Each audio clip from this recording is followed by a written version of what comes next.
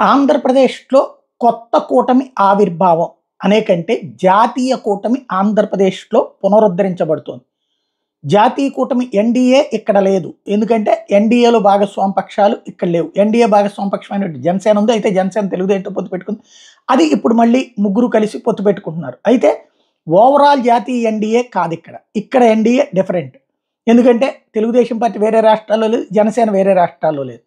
కాపోతే కాంగ్రెస్ ఐఎన్‌డీఏ కూటమి ఏదైతే కాంగ్రెస్ నాయకత్వం వహిస్తుందో అందులో ఉన్నటువంటి సిపిఐ, సిపిఎం వీళ్ళు జాతీయ పార్టీలు. ఇతర రాష్ట్రాల్లో కూడా ఉన్నటువంటి వాళ్ళు.